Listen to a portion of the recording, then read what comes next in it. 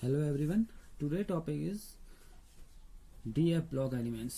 ये टॉपिक भी है अपने आप में और ये अपने आप में एक चैप्टर भी है क्लास 12th का, डीएफ ब्लॉक एलिमेंट्स। रिसेंटली जो हमने पूरा किया है वो हमने किया है पी ब्लॉक एलिमेंट्स, उसी आगे को है डीएफ ब्लॉक एलिमेंट्स। ये इसे समझ लेते हैं क्योंकि जब तक अब हम पीरियोडिक टेबल को लगभग पूरा करने वाले हैं, क्योंकि पूरा करने वाले का सेंस यहाँ पर को ये समझना है, क्योंकि एस ब्लॉक हम पढ़ चुके थे क्लास 11th में, पी ब्लॉक की हमने यहाँ पूरा डिस्कस कर चुके हैं हम आपके ग्रुप 13 से लेकर 18 तक, ये पूरे ग्रुप का डिस्कशन हो चुका है। अब यहाँ पर को बचते हैं D F block elements. D block elements जो आते हैं वो निकलते हैं 3 to 12, यानी कि 3 से 12 तक आपने डी ब्लॉक एलिमेंट्स को पढ़ना है। और उसके बाद जो एफ ब्लॉक निकल के आएगी वो आप जानते हैं, वो एक अलग सीरीज है जिसको हम पढ़ते हैं 58 to 71 एंड 89 to 103, जिसे लेंथेनाइड और एक्टिनाइड बोला जाता है। ठीक है ना, ये दो टाइप की सीरीज का यहाँ पर को डिस्कस होगा, अलग से होगा। पहले हम डी ब्लॉक को समझते हैं और इनकी पोजीशन देखते हैं पीरियोडिक टेबल में कहाँ थी, इनको क्या बोला जाता है, इनको हम कैसे क्लासिफाई करते हैं, फर्स्ट ट्रांजिशन सीरीज क्या है, सीरीज, इन सब का डिस्कस अभी करते हैं 1 by 1। देखिए पहले आते हैं हम डी ब्लॉक एलिमेंट्स की ओर। तो अगर हम इनकी डी ब्लॉक के अगर इंट्रोडक्शन की अगर बात बोलें तो हम बोलेंगे इनकी पोजीशन पीरियोडिक टेबल में कहाँ है। तो ये पीरियोडिक टेबल में कहाँ रखे जाते हैं, ये 3 to 12, यानी कि इनको जो ग्रुप में रखा जाता है 3 to 12 पे रखे जाते हैं आपके डी ब्लॉक के एलिमेंट्स। ठीक है, ये 3 to 12 पर रखे गए हैं डी ब्लॉक के एलिमेंट, और इन्हें बोला जाता है ट्रांजिशन एलिमेंट। अब यहाँ पर को बात समझने की है कि इन्हें ट्रांजिशन क्यों बोला जाता है। हिंदी में ट्रांजिशन का मतलब संक्रमण से है, और संक्रमण आप समझते हैं कि संक्रमण मतलब है क्या। वो क्या करते हैं, ये एलिमेंट्स क्या होते हैं, ये इनके पास डी ऑर्बिटल होता है, तो इनका जो इलेक्ट्रॉन होता है आउटर मोस्ट शेल का इलेक्ट्रॉन, ये क्या कर सकता है, एनर्जी को लेते हुए एक ग्राउंड स्टेट से एक्साइड स्टेट में पहुंच सकता है, और किसी दूसरे एलिमेंट के साथ भी क्या कर सकता है, ट्रांजिशन कर सकता है, दूसरे एलिमेंट की एनर्जी को भी अपने में ले सकता है। और ये क्या करते हैं, ये ब्लॉक के एलिमेंट यूजुअली क्या होते हैं, कलरफुल होते हैं। वजह यह है कि ये विजुअल लाइट की जो विजुअल रीजन होती है वहां की लाइट को क्या कर लेते हैं, एब्जॉर्ब कर लेते हैं, और क्या शो करते हैं, कलर शो करते हैं। और ऐसी कुछ प्रॉपर्टी जो होती है ये जो हमारे अदर ग्रुप से उनके पास नहीं होती है। और सेकेंडली चीज एक और है, जो डी ब्लॉक के एलिमेंट होते हैं एस और पी वालों के साथ क्या करते हैं, कंपाउंड बनाने की प्रॉपर्टी रखते हैं। ठीक है, तो इन्हें इस वजह से इनको बोला था ट्रांजिशन। ट्रांजिशन मतलब समझ में आ रहा है ना, संक्रमण का मतलब क्या है, यहाँ का है कि जो इसके आसपास के एलिमेंट होंगे उनके साथ ये क्या करेंगे, फॉर्मेशन करने की कोशिश करेंगे, उनके साथ ये ऐड होने की कोशिश करेंगे। तो इसलिए इनको क्या बोला जाता है, ट्रांजिशन बोला जाता है। और इसलिए एस और पी ब्लॉक के इंटरमीडिएट हैं। बात समझ में आ रही है मैं क्या कर रहा हूँ। डी ब्लॉक क्या होता है, यहाँ पर हमारा एस ब्लॉक है और यहाँ पर को हमारा पी ब्लॉक है, तो ये बीच में आने वाले एलिमेंट हैं ये एस और पी के, यानी कि इंटरमीडिएट स्टेट है इनके बीच की, एस और पी ब्लॉक के बीच की इंटरमीडिएट स्टेट है। यानी कि यहाँ पर को मोस्ट इलेक्ट्रोपॉजिटिव है और यहाँ पर को मोस्ट इलेक्ट्रोनेगेटिव है। तो ये बीच में आपके आप कैसे होंगे, आप समझ लीजिए ये कैसे होंगे, आप लीस्ट इलेक्ट्रोपॉजिटिव की यहाँ पर को बात की जाती है। ठीक है, क्योंकि यहाँ पर को तो आप समझ में आ रहा है कि यहाँ पर को क्या है, अगर हम इलेक्ट्रोपॉजिटिव के हिसाब से लेके चलें तो ये कैसे हैं, अगर आप बोलेंगे तो ये मोस्ट इलेक्ट्रोपॉजिटिव हैं। ठीक है, ये तो इलेक्ट्रोपॉजिटिव होते नहीं है, कम होते हैं, तो ये एक बीच की इंटरमीडिएट स्टेट आने वाली है। ठीक है, तो ये इस टाइप का करेक्टर यहाँ पर को शो करते हैं। ठीक है, ट्रांजिशन एलिमेंट जो होते हैं इनको मैंने अभी आपको बताया कि ये मेटेलिक नेचर के होते हैं, क्योंकि है क्या, ये मेटल से हैं, और मेटल से हैं तो क्या करेंगे, मेटेलिक करेक्टर को शो करेंगे।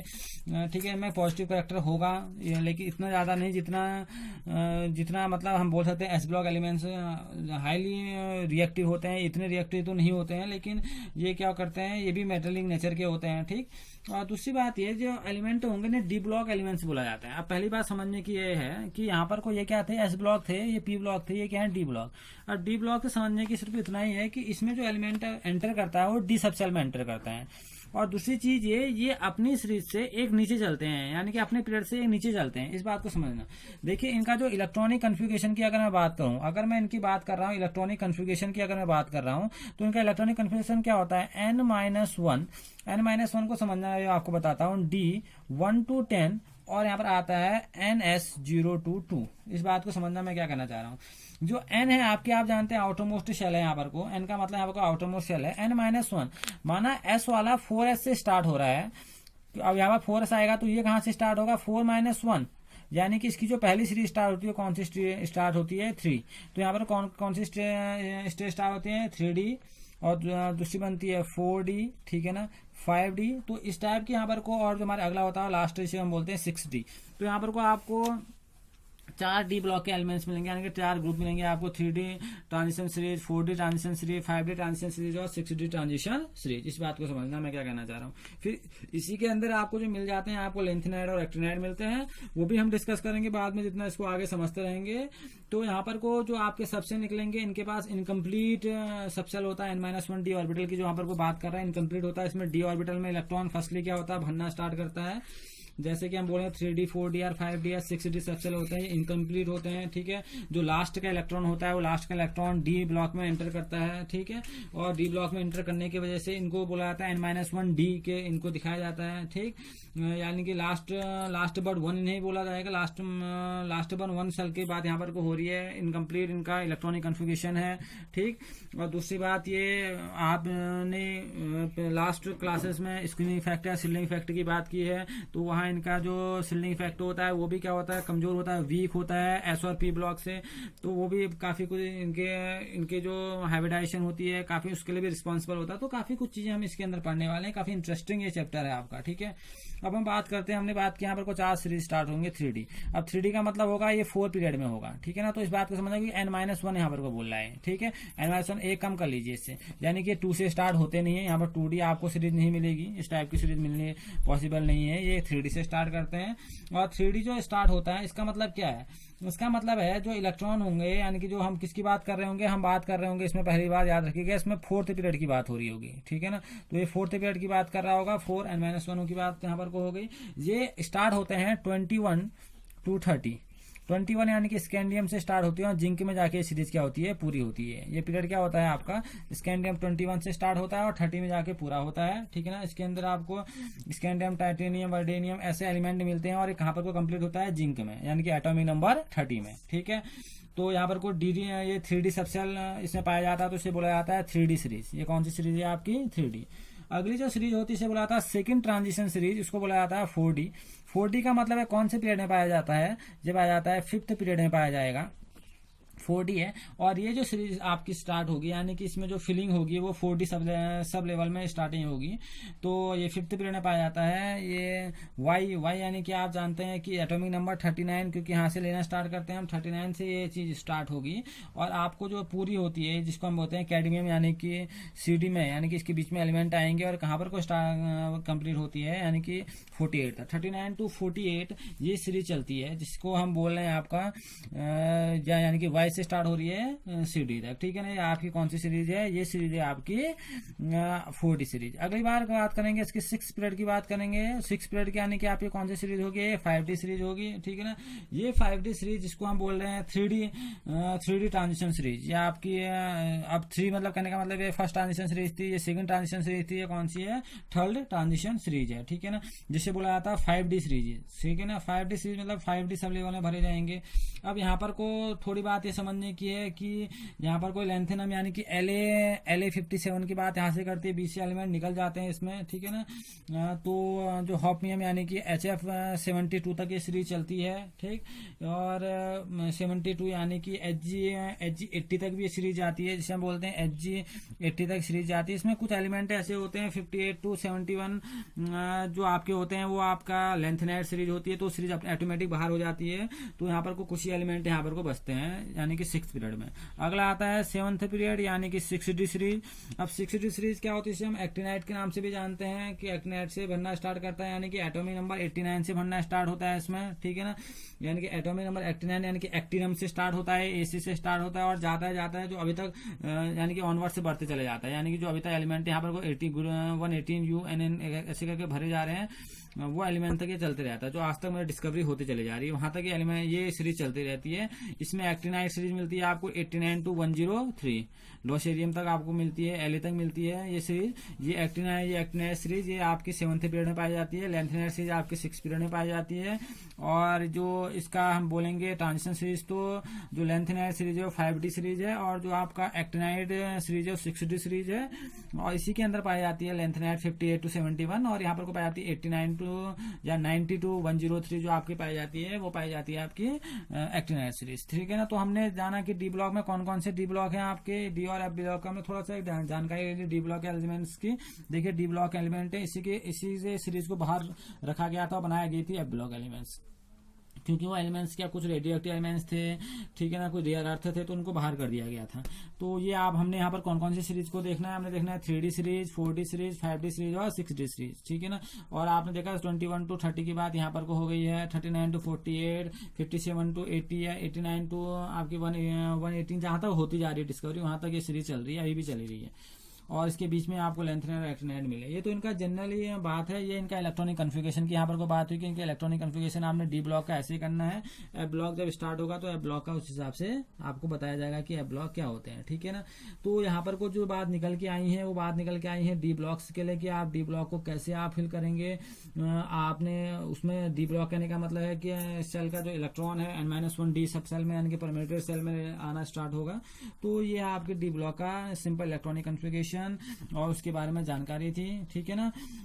और अब हम जो जानेंगे इसके करैक्टरिस्टिक्स के बारे में जानेंगे।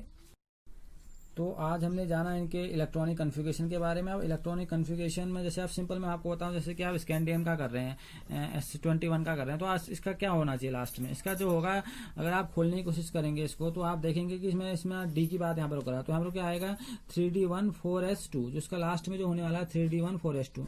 इसके इस सीरीज में एक्सेप्शन भी है, मैं आपको रियलिटी में बताऊं।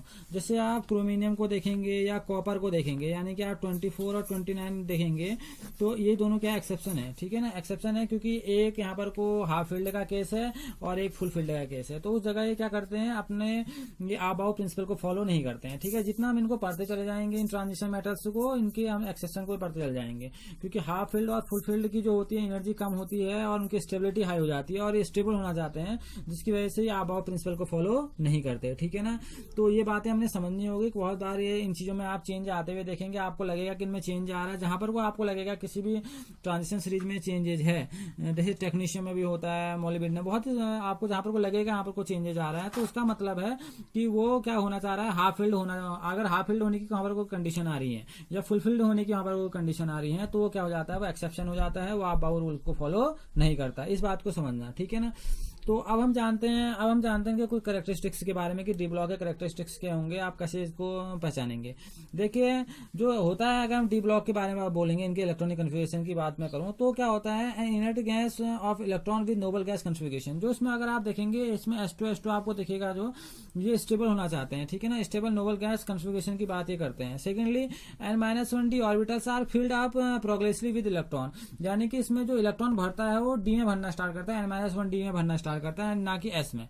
अब जैसे मैं क्रोमिनियम की बात करूंगा, तो अगर क्रोमिनियम को आप देखेंगे तो ये एक्सेप्शन के होना इसको चाहिए था 3D4 लेकिन हो जाता है 3D5 जबकि ऐसा होता नहीं है आबाउ प्रिंसिपल के साथ। आबाउ प्रिंसिपल तो ये है, लेकिन हाफ फील्ड की यहाँ पर हाफ फील्ड होने की पॉसिबिलिटी बहुत ज्यादा है, जिसकी वजह से एक्सेप्शन हो जाता है, ठीक है।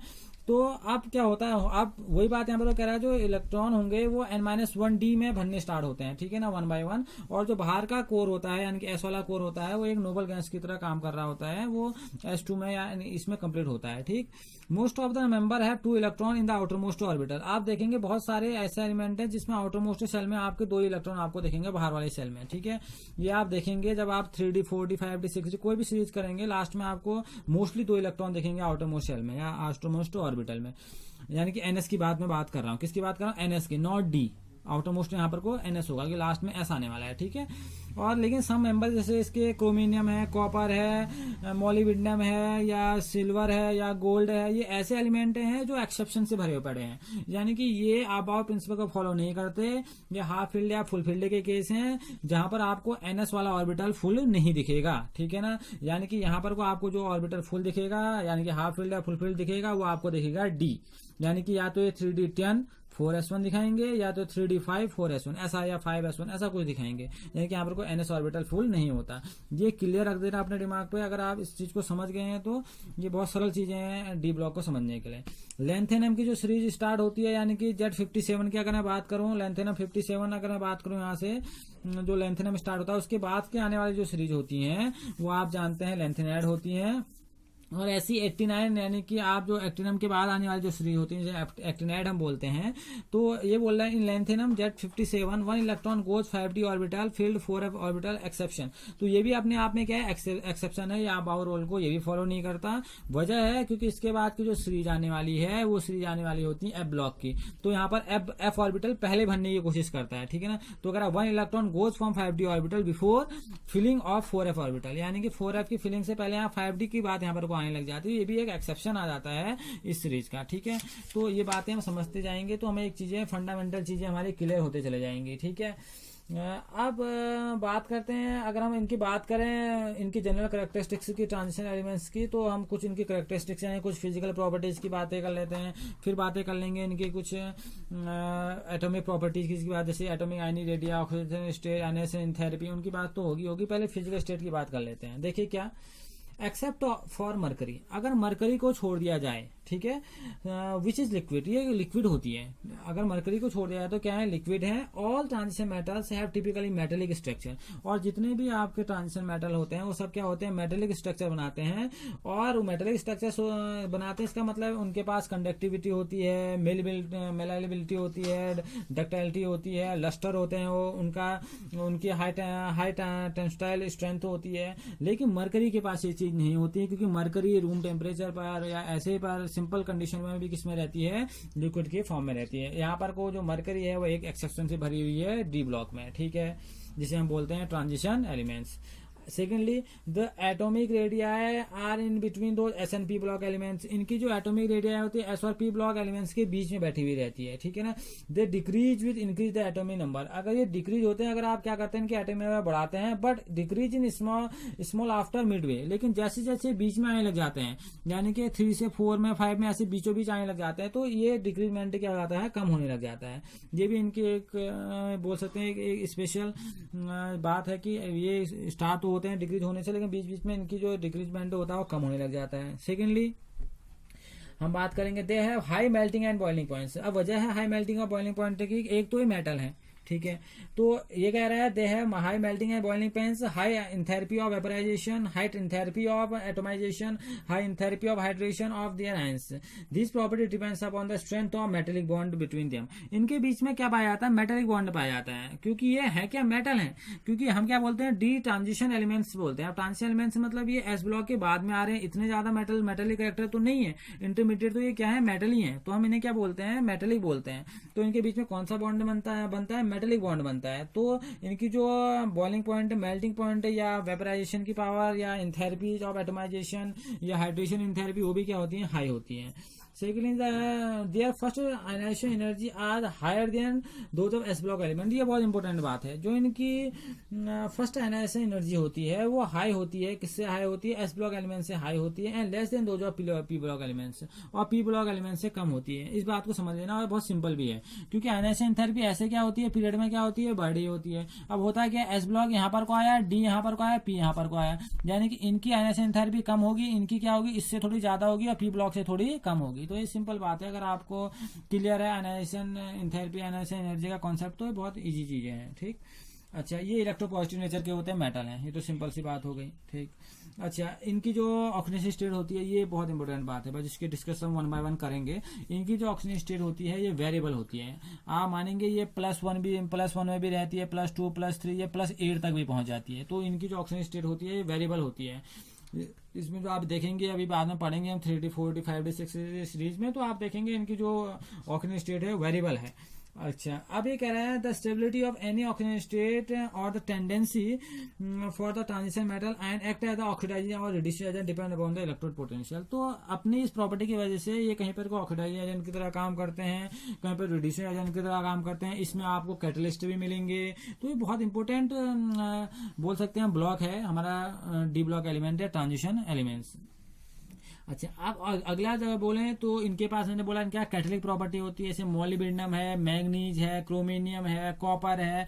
ये बहुत सारी जगह ये क्या करते हैं, ये कैटलिक प्रॉपर्टी शो करते हैं, यानी कि रिएक्शन में पार्टिसिपेट तो नहीं करते, लेकिन उस रिएक्शन को फास्ट या स्लो कर देते हैं, ठीक है।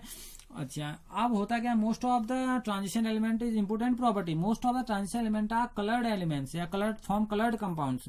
ये क्या फॉर्म करते हैं, कलर्ड कंपाउंड फॉर्म करते हैं, क्योंकि ये क्या करते हैं, इन्हें पाया जाता है डी ट्रांजिशन। ये क्या करते हैं कि अपनी एनर्जी को एक विजुअल रीजन में क्या करते हैं, वहां देके उस एनर्जी को क्या करते हैं, एब्जॉर्ब कर लेते हैं, और जिस रीजन की एनर्जी को एब्जॉर्ब करेंगे उस कलर को एब्जॉर्ब कर लेते हैं और उसी कलर को क्या करते हैं, शो करते हैं। ठीक है, ये बहुत इंपॉर्टेंट प्रॉपर्टी है, बहुत बार कंपटीशन में पूछी जाती है कि कौन सा कंपाउंड ऐसा कर सकता है। टाइटेनियम होते हैं, स्कैंडियम होते हैं, 3D सीरीज की इस टाइप की प्रॉपर्टी शो करते हैं, बहुत सारे एलिमेंट होते हैं। Secondly the compound are generally paramagnetic nature. ये कंपाउंड आप देखेंगे तो कैसे नेचर के होते हैं, पैरामैग्नेटिक नेचर के होते हैं। ठीक है, पैरामैग्नेटिक का मतलब समझ में आ रहा होगा कि इनके पास अनपेयर्ड इलेक्ट्रॉन हमेशा बना रहेगा, क्योंकि इनके पास डी ऑर्बिटल है, तो इनके पास हमेशा इनके पास कंप्लीट सेल होना थोड़ा मुश्किल होता है, तो जिसकी वजह से ये पैरामैग्नेटिक नेचर के होते हैं। They have a great tendency to form complex. More important property is they forming complex. ये क्या फॉर्म करते हैं, ये कॉम्प्लेक्स फॉर्म करते हैं। इस बात को समझना, कॉम्प्लेक्स मतलब हम जब लास्ट टॉपिक पढ़ेंगे कोऑर्डिनेशन कंपाउंड, तो वहां पर आपको डी ब्लॉक के एलिमेंट फिर नजर आएंगे। ये कॉम्प्लेक्स, जैसे मैं आपसे कहूँ CuNH3 होल 6 इस टाइप का कंपाउंड फॉर्म होते हैं, कोऑर्डिनेट कंपाउंड फॉर्म करते हैं, यानी कि कॉम्प्लेक्स बनाने की टेंडेंसी रखते हैं। तो किसी दूसरे एलिमेंट्स के साथ मिलकर ये बॉन्डिंग करके कोऑर्डिनेट बॉन्ड बना देते हैं। कोऑर्डिनेशन केमिस्ट्री में हम इनको पढ़ते हैं, तो ये क्या फॉर्म करते हैं, कॉम्प्लेक्स फॉर्म करते हैं। ठीक है ना। दूसरी बात, एक और इंपॉर्टेंट बात, they have interstitial compound with element hydrogen, carbon, boron और नाइट्रोजन। इनके साथ मिलकर इंटरस्टिशियल कंपाउंड ही बनाते हैं। ठीक है ना। ये एलॉय भी फॉर्म करते हैं, दे फॉर्म एलॉयज, ये एलॉयज भी फॉर्म करते हैं, क्योंकि यहाँ पर को आपको दिख रही होंगी आइडियल मेटल से मिलते हैं। यहाँ पर हमको कौन कौन से, सिल्वर, गोल्ड, प्लेटिनम इस टाइप के एलिमेंट हमें मिलने स्टार्ट होते हैं जो आइडियल होते हैं, और उनका बिहेवियर, जिंक है, कैडमियम है, मरकरी है, इनका बिहेवियर एक्सेप्शन बिहेवियर होता है, यानी कि अपनी सीरीज से अलग है इनका बिहेवियर। ठीक है। ये बहुत बारे एलिमेंट ऐसे होते हैं जो वेरिएबल ऑक्सीजन स्टेट नहीं दिखाते हैं। ठीक है ना। इनका जो सेल होता है वो कंप्लीट भरा हुआ रहता है, तो ये कॉम्प्लेक्स फॉर्म करने की टेंडेंसी नहीं रखते। जैसे जिंक हो गया, आपका कैडमियम हो गया, मरकरी हो गया, इनका बिहेव बहुत अलग होता है अपने ही ग्रुप के मेंबर्स से, क्योंकि मैंने बताया इनके पास वेरिएबल ऑक्सीजन स्टेट नहीं होती है। ठीक है ना। ये लेसर अमाउंट में कॉम्प्लेक्स बनाते हैं, क्योंकि स्टेबल हो जाते हैं। ठीक है ना। और दूसरी बात ये व्हाइट ही कलर के होते हैं, जबकि और कंपाउंड इनके क्या होते हैं, कलर्ड होते हैं। इनकी जो आयनाइजेशन एंथैल्पी होती है वो औरों से थोड़ी ज्यादा होती है। ठीक है ना, क्योंकि इनका सेल हाफ फील्ड या फुल फील्ड सेल की यहाँ पर को बात होती है, तो इसमें एक्सेप्शन भी काफी कुछ भरे हुए हैं। तो ये तो इनकी थी कुछ फिजिकल प्रॉपर्टी की बात हमने करी कि फिजिकल प्रॉपर्टी क्या होती है, या इनकी जो प्रॉपर्टी के हम डिस्कस करने वाले हैं आगे, उनकी बात यहाँ पर हम कर चुके हैं। कि आपने मेटेरियल कैरेक्टर की बात करी, तो ये हार्ड होंगे, ये हार्ड तो होंगे इनकी जो वॉलेटिलिटी होती है वो भी कम होती है। ठीक है ना। इनकी मेल्टिंग और बॉइलिंग पॉइंट्स की बात यहाँ पर को हो गई। ठीक है। तो काफी कुछ बात यहाँ पर से निकल के आई है कि ये चीजें कैसी होती हैं। अब हम आगे इनको जब पढ़ेंगे तो इनमें बहुत सारी चीजें पढ़ेंगे, जिसे हम 5D या 6D पहुंचेंगे, वहां आप लेंथेनाइट कॉन्ट्रैक्शन के बारे में सुनेंगे, एक्टिनाइट कॉन्ट्रैक्शन के बारे में सुनेंगे। तो वो सारी चीजें एक दूसरे से मिलती जुलती चीजें हैं। ठीक है। आज हमने जो डिस्कस किया है वो हमने डिस्कस किया है डी ब्लॉक के इंट्रोडक्शन के बारे में, थोड़ा बहुत उसमें हमने एफ ब्लॉक के बारे में समझा, हमने डी ब्लॉक का इलेक्ट्रॉनिक कन्फिगरेशन देखा, जहां हमने इनके इलेक्ट्रॉनिक कन्फिगरेशन की बात कही, हमने इनकी कुछ फिजिकल प्रॉपर्टी के बारे में, आने वाली प्रॉपर्टीज के बारे में डिस्कस किया। अब हम 1 बाय 1 हम क्या करेंगे, इनकी कुछ एटॉमिक प्रॉपर्टीज, यानी कि एटॉमिक आयनी रेडियाई या आयनाइजेशन एंथैल्पी, इस चीज का भी हम क्या करेंगे अब नेक्स्ट लेक्चर में अपना क्या करेंगे, डिस्कस करेंगे। Okay, thank you.